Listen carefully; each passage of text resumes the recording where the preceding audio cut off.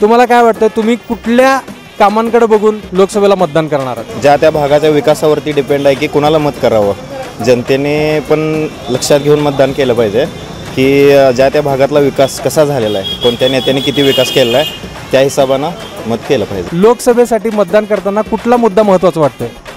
जे आमच्या तालुक्यात पाण्यानं त्याच्यासाठी आम्ही मतदान करू। विशाल पाटलांचा जरा जोर दिसतोय असं वाटतंय। विशाल पाटील की लोकांचं प्रेम आहे, दादा घराण्यावर प्रेम आहे लोकांचं। तुम्हाला काय वाटते नेमकं आता वारं कोणाच्या दिशेने वाले? मी वाऱ्याचं सांगणार नाही, पण एक दोन पावलं पाठीमागे जातो आणि सांगतो मी इथं नसतो, मी असतो अमेरिकेमध्ये, पण मला इथल्या राजकारणामध्ये अजूनही तेवढंच म्हणजे म्हणतात ना की इंटरेस्ट आहे। खरं सांगायचं गेलं तर काय झालं की कोणी येवो न येवो हा काय विषय माझ्यासाठी तसा काय फार मोठा नव्हता, पण दादा घराण्याचं जे काही चालत आलेलं आजपर्यंत जे काही लोकांच्या विषयी असलेले भावना आणि प्रेम आहे त्यांना तिकीटातून डावलायला नको पाहिजे होतं काँग्रेसने ती खूप मोठी चूक केली की दादा घराणं आहे हो, सांगलीला वारसा आहे प्रचंड, आणि मी स्वतः इंजिनियर झालो वसंतदादा याच्यामधूनच झालेलो आहे। कुठलाही उमेदवार काही आश्वासन देऊन काही उपयोग नाही, सगळे पाटील एकसारखेच।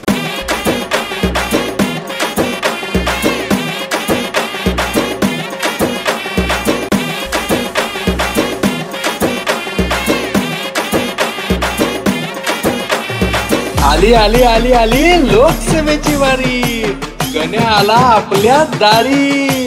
बोला बोला बोला कोण होणार सांगलीचा कारभारी? येऊन आलोय कोण होणार पाटील पुढारी? लाई सुर हाय नेत्यांची धडपड, आणि कोण राखतोय सांगलीचा गड? कोण होणार पाटील पुढारी?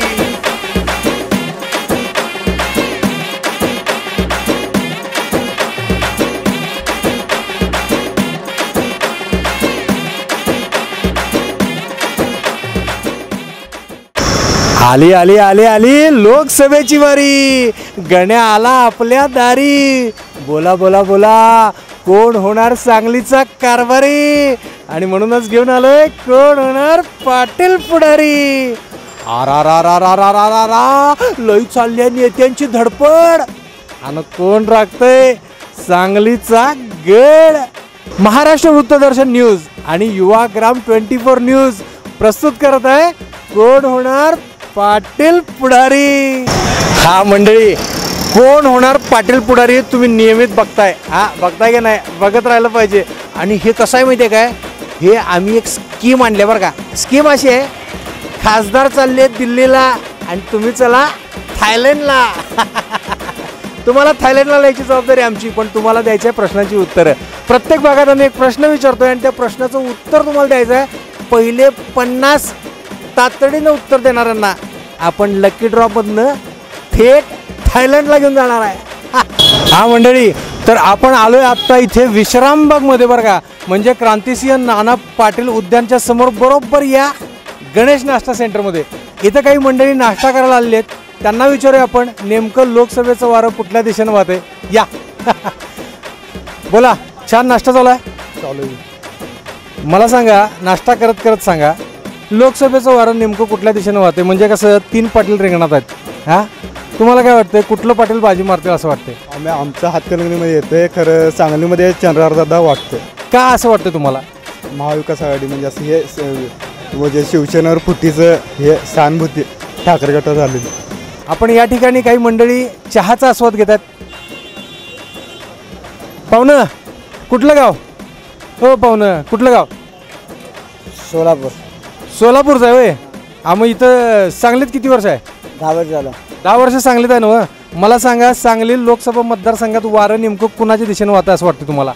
त्यात काय एवढं माहिती नाही, आम्ही सकाळी उठून कामाला जाणार, त्यात काय नसतेच आम्ही त्यात। तुमचं गाव कुठलं? नमस्कार, माझं गाव मूळचं सातारा जिल्ह्यात औंध। 1984 साली चालू आहे सांगलीत 84 साली आलाय, म्हणजे झालं की आता सांगलीकर झाला। आता मला सांगा, या सांगलीमध्ये लोकसभा मतदारसंघात इलेक्शनचं वारं नेमकं कुठल्या दिशेनं वाहतं असं तुम्हाला वाटते? 3 पाटील मैदानात आहेत, तुम्हाला काय वाटतं? विशाल पाटील। का असं वाटतं विशाल पाटील? अहो, वसंतदादांचं नाव मोठं झालं, माजी मुख्यमंत्री, राजस्थानचे राज्यपाल होते, त्यांनी एक काळ त्यांनी गाजवला आहे, त्यांचं काय तर आहे का नाही? आणि मनापासून आहे। आणि मग विद्यमान खासदार आहेत त्यांना संजय काका पाटील त्यांच्याबद्दल तुमचं काय मत आहे? नाही, काकापी चांगले आहेत, आपल्याला कोणाला नावं ठेवायचे नाहीत. जे काय ते जनता सांगते, आणि जनता शानी झाल्याशिवाय योग्य सरकार येणार नाही. शिवसेना कमीत कमी 10 रुपयाला शिवभोजन तर देते. भाजपनं तुम्हाला काय अशी खाण्याची योजना राबवली मला सांगा. हा, विकास केला आहे, रस्ते वगैरे केल्यात. अहो, रस्त्यावर फिरणारा माणूस काय गाडी आपोआप चालणार आहे का रस्त्यावर? त्यातला माणूस अन्न, वस्त्र, निवारा ह्या आपल्या जीवनाच्या 3 मूलभूत गरजा आहे. त्यापैकी स्वस्त काय मला सांगा. अन्न, वस्त्र, निवारा या मूलभूत गरजा माणसांच्या भागल्या पाहिजेत असं यांचं मत आहे. आणि रस्ता झाला आहे, त्यातल्या माणसाची काळजी घेतली गेली आहे का? नेमकं तुम्हाला विशाल पाटलांच्याकडनं मग काय अपेक्षा आहे? त्यांनी महागाई स्वस्त करतील असा मला विश्वास आहे. आणि कारखाना ह्याच्यापेक्षा चांगलं चालवतं हे विश्वास आहे. हा, असं आहे मंडळी. कारखाना चांगला चालला तर माणसांचा रोजगार मिळेल, आणि रोजगार मिळाला तर माणसांची भूक भागेल असं त्यांना वाटतंय. तुम्हाला काय वाटतंय? नेमकं वारं कुठल्या पाटलांच्या दिशेनं वाहतंय असं वाटतं तुम्हाला? आता विशाल पाटील का असं वाटतंय? नवीन उमेदवार आहे, नवीन काहीतरी होईल ही अपेक्षा सगळ्यांची आहे. पाहुणं कसं काय? वडापाव ओके? हा, गणेश नाश्ता सेंटरमध्ये 1 नंबर ओके नाश्ता चालू आहे. मला सांगा, लोकसभेचं वारं काय म्हणते असं तुम्हाला वाटतंय सांगली जिल्ह्यात? काय माहीत नाही आपल्याला, एवढं लक्ष ठेवत नाही आपण. इथं काही मंडळी मस्तपैकी पोहे खात आहेत, त्यांना विचारूया. पाहुणं, असं मला सांगा, 3 पाटील रिंगणात आहेत आता, हे कन्फर्म झाले. मग आता या 3 पाटलांमध्ये नेमकं वारं कोणाचं आहे सांगली जिल्ह्यात असं तुम्हाला वाटते? वारं महत्त्वाचं नाही आहे, डेमोक्रेसी आणि डेव्हलपमेंट कोण करेल त्याला आम्ही मतदान करणार. डेमोक्रेसीमध्ये सगळ्यात महत्त्वाचं काय असते लोकशाहीमध्ये? तर मतदान करणं. आणि 100% मतदान हे झालंच पाहिजे असा आपला हट्ट आहे. आणि म्हणून मला सांगा, हे मतदान आपण करत असताना नेमकं कुणाला केलं पाहिजे? हे 3 पाटील रंगणात आहेत. तुम्हाला कुठल्या मतदाराला, उमेदवाराला मतदान केलं पाहिजे असं वाटतं? विशाल पाटील. विशाल पाटील असं तुम्ही म्हणलात, पण का असं वाटतं तुम्हाला? नवीन चेहरा पाहिजे. आता नवीन चेहरा पाहिजे असं यांचं म्हणणं आहे. तुम्हाला काय वाटतं काका? तुम्ही सांगली जिल्ह्यातले एक नागरिक आहात, आणि तुम्हाला नागरिक म्हणून सांगली जिल्ह्यामध्ये खासदार कसा हवा? आणि हे 3 पाटील रिंगणात आहेत, त्यापैकी कुठला पाटील तुम्हाला हवा असं वाटतं? मला काका पाहिजे. कारण का मोदीचं जे काम आहे ते कुणी करू शकत नाही, या पुढं पण करू शकत नाही, आणि त्याकरता आपल्याला काका निवडलं पाहिजे. हा, तर मंडळी, कोण होणार पाटील पुढारीमध्ये आपण गणेश नाश्ता सेंटरमध्ये आलो आहे. आणि इथं काही मंडळी छान चर्चा करत बसलेत. आपण या चर्चेत सामील होऊया आणि विचारूया, लोकसभेचं वारं नेमकं कुठल्या दिशेनं चाललं आहे. काका मला सांगा, लोकसभेला आता कोण कोण उमेदवार रिंगणात आहेत असं तुम्हाला वाटतंय? विशाल पाटील आहेत, काका आहेत. विशाल पाटलांचा जरा जोर दिसतोय असं वाटतंय. बघू. असं का वाटतंय तुम्हाला? वाटतंय आता काय लोकांची जरा भावना आहे, दादा घरा वगैरे होऊ शकते. आणि राजकारण नेहमी पलटी होतंय, व्हावं. बघू. काका, तुम्ही मस्तपैकी काय खालाय? तुम्ही काय खालाय? वडा सांबार. हे खाण्यात गुंग आहेत, त्यामुळे उत्तर द्यायला वेळ होते. समजून घेऊया. इथला वडा सांबार एकदम टेस्टी आहे बरं का. मला सांगा, वडा सांबाराची चव जशी आहे तसं या लोकसभेत कुठला पाटील या पूर्ण मतदारसंघाचा विकास करून चव आणायला सांगा मला? विशाल पाटील. विशाल पाटील असं तुम्ही म्हणताय का? ते बी सांगायचं. अहो, त्यांचं हे आहे, घराण्याचं हे आहे, कॉन्टॅक्ट्स आहेत सगळ्यांच्याकडे कॉन्टॅक्ट्स आहेत चांगले त्यांचे. सगळ्यांच्याकडे कॉन्टॅक्ट आहेत म्हणून मतदान द्यायचं? अहो, लोक ओळखतात त्यांना म्हणून मतदान द्यायचं? अहो, बाकीचे बाहेरची लोक आहेत, बाहेरची. सांगली प्रॉपर सांगलीचे आहेत विशाल पाटील. हा, प्रॉपर सांगली. पण सांगली मतदारसंघात सगळी आहेत. तुम्हाला काय वाटतं? प्रेम आहे म्हटलं तुम्ही? आहे की, लोकांचं प्रेम आहे. दादा घराण्यावर प्रेम आहे लोकांचं, पूर्वीपासून आहे. त्यांच्यावर अन्याय झाला असं वाटतं का तुम्हाला? पहिल्या यादीत नाव यायला पाहिजे होतं, ते आलं नाही. होत असते. हो, राजकारण आहे, होत असते. तुम्ही मला सांगा, हे 3 पाटील आहेत, 3 बी पाटील. सांगली म्हणजे पाटलांचा गड. हा, शेड्डू टोकून 3 बी मैदानात आहेत. एक चंद्रहार पाटील, ते तर डब्बल महाराष्ट्र केसरी. एक आपलं विशाल पाटील, आणि एक संजय काका पाटील विद्यमान खासदार. तुम्हाला काय वाटते नेमकं आता वारं कोणाच्या दिशेनं वालंय? मी वाऱ्याचं सांगणार नाही, पण एक 2 पावलं पाठीमागे जातो आणि सांगतो, मी इथं नसतो, मी असतो अमेरिकेमध्ये. पण मला इथल्या राजकारणामध्ये अजूनही तेवढंच म्हणजे म्हणतात ना की इंटरेस्ट आहे. खरं सांगायचं गेलं तर काय झालं की कोणी येवो न येवो हा काय विषय माझ्यासाठी तसा काय फार मोठा नव्हता. पण दादा घराण्याचं जे काही चालत आलेलं आजपर्यंत जे काही लोकांच्या विषयी असलेले भावना आणि प्रेम आहे त्यांना तिकिटातून डावलायला नको पाहिजे होतं काँग्रेसने ती खूप मोठी चूक केली की दादा घराणं आहे हो, सांगलीला वारसा आहे प्रचंड आणि मी स्वतः इंजिनियर झालो वसंतदादा याच्यामधूनच झालेलो आहे. पण त्यांनी तिकीट काँग्रेसचं तर द्यायला पाहिजे होतं. निवडून कोणी काही येणार ते नंतरचा प्रश्न आहे, पण ॲटलिस्ट त्यांनी तिकीट विशाल पाटलांना द्यायला पाहिजे. विशाल पाटलांना तिकीट दिलं नाही याच्याबद्दल लोकांच्या जरा हळहळ आहे बरं का मंडळी, आणि त्यामुळे सहानुभूतीची लाट जरा तयार झालेली आहे. आणि हे मंडळी अमेरिकेहून खास इथं लोकसभेच्या रिंगणात काय चाललंय कसं चाललंय बघायला आलेत. मला एक सांगा, खासदारकी निवडून देताना साधारण मुद्दे काय असावेत, तुम्ही कुठल्या मुद्द्यांवर मतदान कराल? माझं म्हणणं इन्फ्रास्ट्रक्चर, सांगलीमध्ये चांगले रोड, पाण्याची सोय, चांगलं पाणी आणि जरा निसर्गाच्या दृष्टीनं त्यांनी लक्ष घालायला पाहिजे आणि शिस्त लावायला पाहिजे लोकांना, की जे आत्ता सध्या गोंधळ आहे सगळ्या कुठल्याही चौकामध्ये जावा, कुठेही थुंकलेलं असतं, कुठेही घाण झालेली असते, परत सिग्नल कोणी पाळत नाही. या सगळ्या गोष्टींवर जरा कठोर पालन लोकांनी करायला पाहिजे असं त्यांनी आव्हान करावं. हे राजकारणी लोकच करू शकतात काय करायचं झालं तर. आणखीन काही मंडळी आहेत इथं, यांच्याच ग्रुपमध्ये. काका मला सांगा, तुम्ही कुठल्या मुद्द्यावर मतदान करणार असं वाटतं तुम्हाला? ही सोळा जो म्हणतो तेच, कारण रस्ते आपल्याला पाहिजे, चांगलं पाणी पाहिजे. सांगलीला चांगलं पाणी नाही आहे, बाहेर कुठे जावा चांगलं पाणी आहे, पण सांगलीत मात्र पाण्याची चव एकदम खराब आहे. पोट बिघडणे बरेच प्रकार होतात, लोक आजारी पडतात. सांगलीला पाणी तेवढं चांगलं पाहिजे. असं आहे मंडळी, सांगलीचं पाणी ज्यानं पचवलं ना, त्यानं महाराष्ट्रात नाही भारतात कुठं बी जावं तो खमक्या एकदम पाणी पचवणारच. पण हे पाणी चांगलं स्वच्छ सुंदर आपल्याला मिळावं यासाठी खासदारांनी प्रयत्न करावेत, धोरणात्मक निर्णय घ्यावेत आणि पाणी स्वच्छ सुंदर करून आपल्या सर्वसामान्य जनतेला द्यावेत अशी यांची भावना आहे. आणि असं जो करेल त्याला तुम्ही मतदान करणार? नक्की 100% करणार? होय होय. मंडळी 100% मतदान करण्याचं इथं आश्वासन आहे बरं का. आणखीन आता इथं मंडळी आहेत त्यांना विचारूया आपण, काय आश्वासनांची गरज आहे तुम्हाला? कुठल्या उमेदवारानं काय आश्वासन द्यावं म्हणजे तुम्ही मतदान करणार असं वाटतं तुम्हाला? कुठलाही उमेदवार काही आश्वासन देऊन काही उपयोग नाही, सगळे पाटील एकसारखेच. बघितलं का मंडळी, हे जनता आहे. उमेदवार नुसतं आश्वासन देतात, पूर्ण कोण करतंय असा यांचा सवाल आहे. पूर्ण करणार कोण? पाटील पूर्ण करणार? मंडळी मला फक्त एक नाव सांगा की काय कुठलं पाटील सध्या जास्त चर्चेत आहेत? साधारण कल आश्वासन पूर्ण करण्याचा कोणाचा आहे? विशाल पाटलांचं. मंडळी काय असंच आहे, जनता सुज्ञ आहे आणि विचार करूनच मतदान करणार आहे. यंदा मात्र आपल्याला उमेदवारांची कसोटी लागणार आहे बरं का. खासदार संजय काका पाटील. आता संजय काका पाटील म्हटलं बरं काही नाही, मग आता विचारायला लागते 10 वर्षात तुम्हाला त्यांची कुठली कामं आवडली ते सांगा. काकाने आपल्याला 5 नॅशनल हायवे आपल्या सांगली जिल्ह्यात आणले. परत रेल्वे दुहेरीकरणाचा मार्ग दुहेरीकरण झालं ते काकांच्या कार्यकाळात झालं.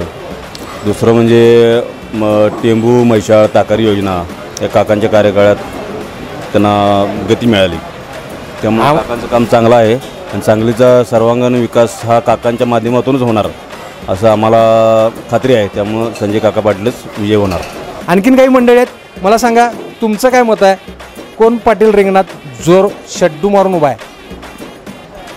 आता शड्डू मारून उभा आहे म्हणजे आमचा पैलवान चंद्रहार पाटील.